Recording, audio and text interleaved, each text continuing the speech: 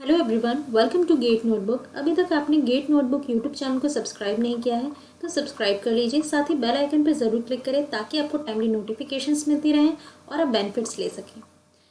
आज today in this video UGC NET November 2020 में databases से और क्या क्वेश्चंस पूछे गए हैं। तो आप सभी जानते हैं कि अगर एग्जाम पॉइंट ऑफ व्यू से बात करें, कंकरेंसी कंट्रोल एक बहुत इंपॉर्टेंट टॉपिक है।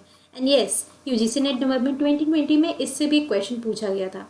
क्वेश्चन के डिफिकल्टी लेवल को भी जानेंगे, but before going to the question, अगर वीडियो पसंद आए तो लाइक ज़रूर कीजिएगा। साथ ही यूजीसी नेट नवंबर 2020 के सभी क्वेश्चंस के सोल्यूशन लिस्ट एक बन चुकी है और उसकी एक प्लेलिस्ट हमने तैयार कर दी है। आप उन्हें जाकर यूट्यूब में जाकर देख सकते हैं। हम वहाँ पर कम्युनिटी में भी इस लिंक को शेयर कर देंगे सो दैट कि आप सभी वीडियोस को देख सकें।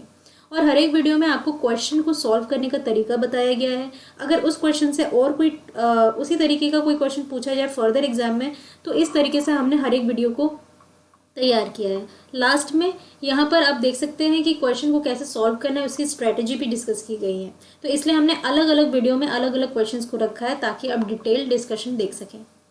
तो चलिए वीडियो की तरफ बढ़ते हैं। क्वेश्चन आपसे पूछा गया था, in context of concurrency control, a given pair of operations in a schedule is called conflict schedule. If अब आपको यहाँ पर concurrency control में जो आपके पास कॉन्फ्लिक्ट शेड्यूल होता है उस पर क्वेश्चन पूछा गया। अगर आपको कॉन्फ्लिक्ट शेड्यूल के हर एक ऑपरेशंस के बारे में नॉलेज है then you can easily solve the question. अगर आपने ध्यान दिया होगा 30 डेज क्रैश कोर्स में हमने इसको अच्छे से डिस्कस किया था। ये हमने फ्री में ही अवेलेबल कराया था। इसके नोट्स अभी भी अवेलेबल हैं। नोट्स अवेलेबल है 299, जहाँ पर आपको 30 डेज क्रैश कोर्स के सारे नोट्स मिल जाएंगे और वीडियो की प्लेलिस्ट भी मिल जाएगी। वीडियोस फ्री ऑफ कॉस्ट हमने अवेलेबल कराया है। आपके सामने 4 पॉइंट्स गिवन है, but before going to the points मैं आपको पहले एक ट्रिक्स भी डिस्कस करूँगी और आपको एक बार फिर से रिफ्रेश कराऊंगी, रिवाइज कराऊंगी कि what are the operations of conflict schedule. If you want a conflict schedule, वहाँ पर आपको किन ऑपरेशंस के बारे में नॉलेज होनी चाहिए, राइट। तो पहले हम उस पर चलते हैं। तो कॉन्फ्लिक्टिंग ऑपरेशंस क्या होता है? जब टू ऑपरेशंस की बात करें, ठीक है, are called as conflicting operations. ठीक है, दो ऑपरेशंस हैं आपके पास, लाइक हम यहाँ पे लिख लेते हैं operation 1 and this is operation 2। ठीक है, इन दोनों ऑपरेशन के कॉन्टेक्स्ट में बात करें और ये दोनों के दोनों कॉन्फ्लिक्टिंग ऑपरेशन है कि नहीं, ये जानने के लिए आपको ये तीनों के तीनों कंडीशंस को ट्रू करना पड़ेगा। ये तीनों कंडीशंस फॉलो करेंगे, मतलब ये तीनों शर्तों को निभाएंगे, then only these two operations are conflicting operations, right. First point is both the operations belong to different transactions. ठीक है, दोनों अलग अलग ट्रांजेक्शन्स के हों। अगर ये ट्रांजेक्शन 1 का है तो ये ट्रांजेक्शन 2 का हो। ट्रांजेक्शन सेम नहीं होना चाहिए। अब देखो एक बात बताओ, ट्रिक की बात करें, यहाँ पे आपको क्या पॉइंट याद रखना है? ट्रांजेक्शन। अब ट्रांजेक्शन सेम हो कि डिफरेंट हो, उस पर ध्यान कैसे दें? एक बात बताओ, जब भी आप ट्रांजेक्ट करते हो, कोई भी अमाउंट अगर आप निकालते हो, पे करते हो, ठीक है, तो उसको हम ट्रांजेक्शन कहते हैं। जितनी भी बारी करोगे अलग अलग ट्रांजेक्शन आता है, तो हमेशा ट्रांजेक्शन डिफरेंट ही होना चाहिए। Keep in mind, right. Then both the operations are on the same data item. अब डेटा आइटम मतलब इंफॉर्मेशन, ठीक है। डेटा हमेशा मैंने आपको कहा इंफॉर्मेशन, ठीक है। और इंफॉर्मेशन हर एक इंसान ट्रांजेक्शन क्यों करता है? ताकि वो इंफॉर्मेशन ले सके, मतलब कुछ सामान ले सके, कोई डेटा ले सके, ठीक है। सबकी चाहते सेम होती है, हाँ भाई मुझे भी पिज़्ज़ा खाना है, ठीक है, पिज़्ज़ा खाने के लिए ऑर्डर किया। अब डोमिनोज जा रहे हो, सब पिज़्ज़ा ही खाएंगे या फिर मतलब उसी टाइप की चीज़ें खाएंगे, तो डेटा आइटम सेम होना चाहिए। बहुत बारी लोग कंफ्यूज होते हैं कि क्या डिफरेंट होना चाहिए, क्या सेम होना चाहिए। सो data item should be same but the transaction should be different. Third point, at least one of the operations is a write operation. मतलब कम से कम दोनों ऑपरेशंस में से एक ऑपरेशन आपका राइट ऑपरेशन होना चाहिए। दोनों राइट होंगे देन वेल गुड, ठीक है, बट एटलीस्ट एक राइट होना चाहिए। मतलब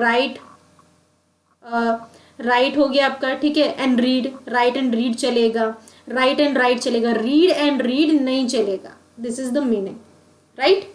इतनी बातें समझ में आई। अब यहाँ पर हम कंडीशंस पे चलते हैं। At least one of the operation is write operation. अब बताओ, याद आया? कम से कम एक बात बताओ, दो लोग जा रहे हैं, दो ऑपरेशन की बात हो रही है यहाँ पर। एक पढ़ सकता है और एक लिख सकता है ना। लिखा रहेगा तो हमारे पास प्रूफ रहेगा, आजकल हर चीज़ हमें प्रूफ चाहिए होता है, तो लिखित चाहिए हमें, है ना, इन अ रिटन, ठीक है। तो एटलीस्ट एक ऑपरेशन राइट वाला होना चाहिए, दैट मीन्स कि right right, right read, read write, ठीक है। बट रीड रीड नहीं चलेगा, इतना याद रहेगा। तो ए तो सही है। अब ए सही है तो ऑटोमेटिकली ऑप्शन नंबर 4, अगर आपको थोड़ा बहुत भी कहीं से भी कंफ्यूजन है तो आप इसको हटा सकते हैं। Then both the operations are performed on the same data item. अब यहीं पे लोग फंसते हैं, सेम डेटा आइटम होना चाहिए कि डिफरेंट डेटा आइटम होना चाहिए। एक जगह पे डिफरेंट, एक जगह पे सेम है, तो डेटा आइटम, डेटा मतलब सामान, सबकी ज़रूरतें सामान एक ही चाहिए, खाना पीना सोना, है ना, शांति, ठीक है।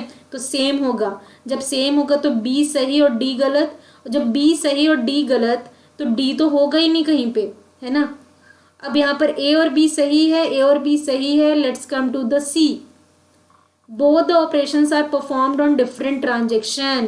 कुछ भी खरीदोगे अलग अलग ट्रांजेक्शन तो निकलना ही है ना। तो transaction should be different, right, must be different. So ये नहीं होगा and second will be your correct answer, right. तो आई होप आपको ये वीडियो पसंद आया होगा। भले ही इस क्वेश्चन को सभी लोग मुझे लगता है सॉल्व कर पाए होंगे। अगर आपने कंकरेंसी कंट्रोल हमसे अच्छे से पढ़ा है, क्योंकि हमने फ्री में भी पढ़ा है, पेड में भी पढ़ा है, हर जगह पढ़ा है, और बहुत बार का है कि अगर एग्जाम में डेटा बेसिस पढ़ रहे हो, कंकरेंसी नहीं पढ़ रहे हो तो गड़बड़ कर रहे हो, ठीक है। तो अभी भी टाइम है नेक्स्ट एग्जाम के लिए, कंकरेंसी कंट्रोल को तैयार करके जाइए। कितना ईजी क्वेश्चन था, अगर आपने पढ़ा है तो ये तो ईजी लेवल क्वेश्चन है, बट अगर नहीं पढ़ा है तो फिर, अगर कंफ्यूजिंग तरीके से पढ़ा है तो ये मॉडरेट टू डिफिकल्ट लेवल पे भी जा सकता है। So all the very best for your next examinations. Thank you. Keep learning, keep practicing.